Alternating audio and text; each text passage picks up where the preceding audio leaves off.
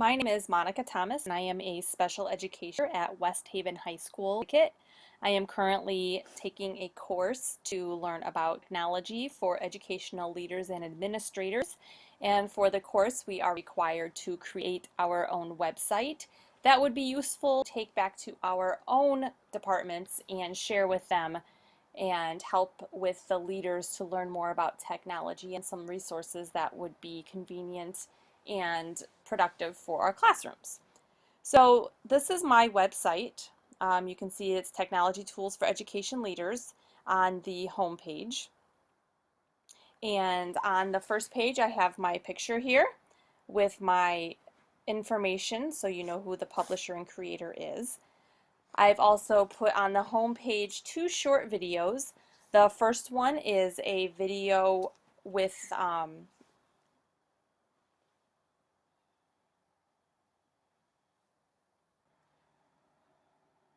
directions on a units lesson plan that my co-teacher and I use for ninth grade English with vocabulary. Every week we have a vocabulary unit and we use technology. So we use PowerPoint, but we also put in clips of pictures, we put in the word, the definition, and a sentence, and then we slowly wean off the sentences as the year goes on and just put the word and definition and a picture. So you can view this video. It's a short 3-minute video that talks about how we incorporate the PowerPoint technology and why it's important. And it's important because the students are able to see the word, the definition, and a sentence, and also pictures that relate to it. And while we are showing the PowerPoint, we are verbally talking to them and asking questions and asking for answers to what they can come up with for sentences and examples. So the students are also given a piece of paper with the word and definition on it that they have to copy into their notebooks. So they are actively engaging in a conversation, they are actively engaging in writing down the definitions, and then they are actively engaging in visualizing the pictures and examples of the word and definition. The other video that I felt was important to upload to my homepage is a video from YouTube that shows how technology has evolved over the years. Many of us remember the original computers that were popular when we were in elementary school, high school, middle school, any of those, and the large floppy disks that we had to use to insert, the Commodores, and then we've kind of slowly improved our technology throughout the years, all the way up until now. We can actually do things like this, where you can video chat with somebody, you can upload things onto your computer that are taken into the cloud and for everybody to see.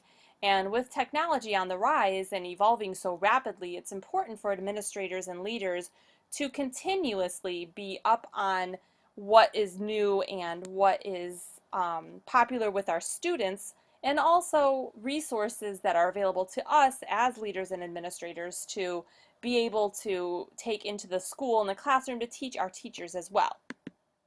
So the standards that are based on technology is my next page, and those are the ISTE standards, and ISTE stands for,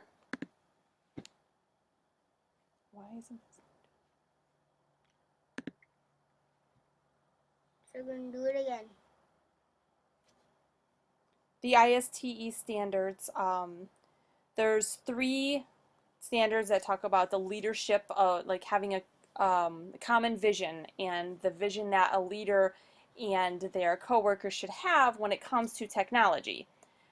Digital age learning culture goes along with making sure that the students are engaged. We're giving a rigorous education, and we're making sure that the students are engaged in the technology and everything that it has to offer. And then excellence in professional practice.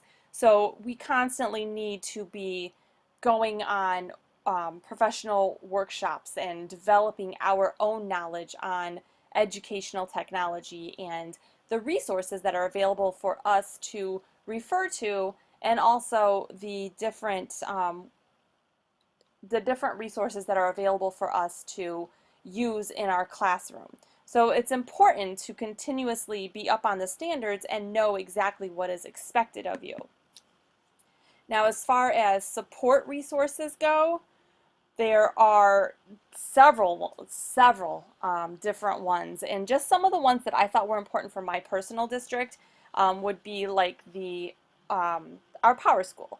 The teachers and staff use Power Teacher, where we go in and we're able to upload our grades and take attendance and put in log entries, whereas the administrators obviously have a lot more access and they're able to view and edit log entries and the demographics of the student, transcript information, and the parents and students have their own login to Power School where they can go in and they can view their attendance and they can view their grades, and then they can click on their classes or their grades and they can see the exact assignments that were put in and specifics on the grades for those assignments.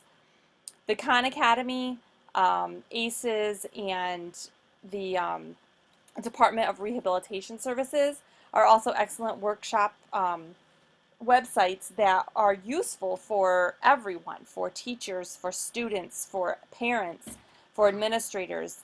Everyone can look onto those websites and see that there are a lot of different resources available through those websites and a lot of different things that you could learn that would help you throughout the upgrades in technology. I also have some samples of lessons, some things that we need to ask ourselves. How does technology impact teaching and learning? Well, as leaders, we know that technology is becoming a part of everyday life for all of us, even as college students, even as graduate students. We depend on technology a lot in the classroom and at work to help us get through and help us with our papers and our input, and just like this, to help us with the requirements for the class. In order to ensure that all students have access to technology, even though today most students do have their own iPads or phones or Kindles or whatever device they own, not all of them have access to internet. So if you were to use some sort of internet access in your classroom, you would have to make sure that the students that don't have that access or are unable to access what you are trying to teach, you need to make sure that they have it. So you could write a grant and you could apply for funding to purchase whatever electronics you would be able to use in your classroom that would be helpful. And below I showed some ways to integrate technology into lessons. So there's a 3rd grade and a 5th grade math lessons that show how technology was used. And then we have a technology rubric. So when we're integrating technology into our classrooms and our lessons, we can go through a rubric and make sure that the students understand what is expected of them to ensure that they're learning at the best quality. And I've also included 3 links to samples of student work. So there's 3 different links of students' work that are able to be clicked on and shown how students have integrated technology into their assignments using 3 different applications.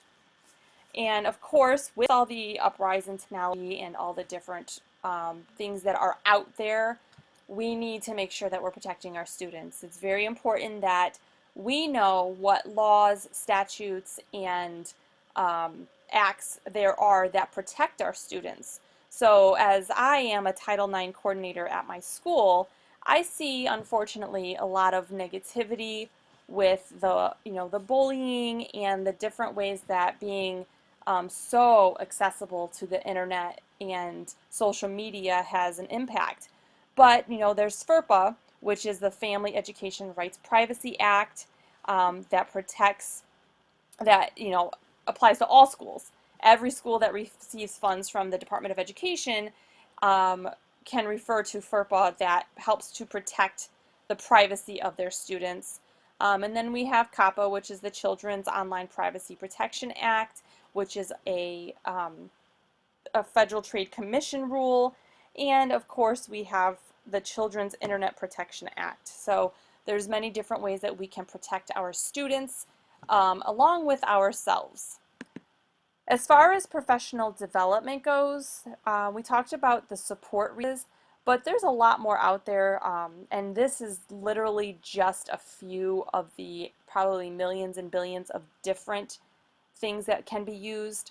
Our school in West Haven is becoming very dependent on Google, so we're kind of evolutionizing everything into the Google for Google Classrooms, on the Google Drives, and everything's going to Google. So I put on here just a few things that can show you how to make your teacher assignment page, how to create your own classroom on Google Classroom. So you can browse through here, you can look at all the references that I put on here to know how to create something in Google and really use this as a basis of different things that are out there. There's a short video that talks about the simple process, how easy it is to archive your classroom and to create the classroom objects that you need to do. We've also talked about staff resources.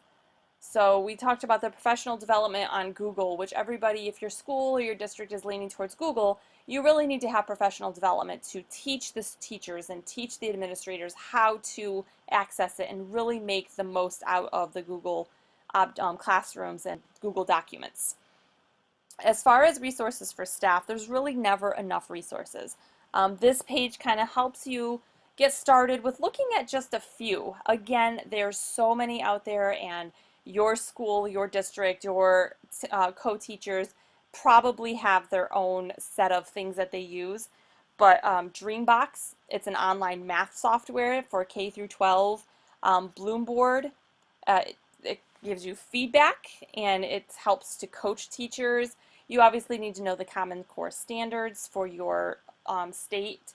And then, of course, there's always iPad Touch and iPad resources, which a lot of students are more familiar with, as well as teachers and administrators. And finally, when it comes down to it, what's the biggest thing that teachers are asked to do and keep track of now? That's data. So you want to make sure that you know how to use your data to the biggest extent and really make use of it.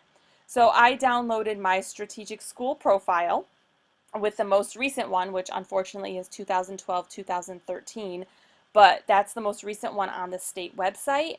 And I took a snapshot of just what I wanted to show how to convert the data that I can get off a website into an Excel sheet and then create a graph from that. So then I have a short video showing the steps starting at the state website and going through exactly what I'm looking for all the way up to the graph that I want to be able to show. And the graphs can be exported and printed out and hung in your classrooms in so many different ways. So you can look up data, whatever you're looking for. We also at my school use PowerSchool and PowerTeacher to gather our data and get what we're looking for. So you can look at attendance and so many other things and not have the students' personal information, not have anything that any other students would know what the students, how their students were doing in their classroom. So you can look at how to create data either from PowerSchool or from the state and put it into an Excel sheet and create a graph that you could show in your classroom and show the students so that they can actually see growth. Hopefully there's always going to be growth, and that's what you want to show. So this is my website, and I hope that you have enjoyed it. And if you have any questions, please feel free to contact me at monica.thomas@whschools.org. Thank you.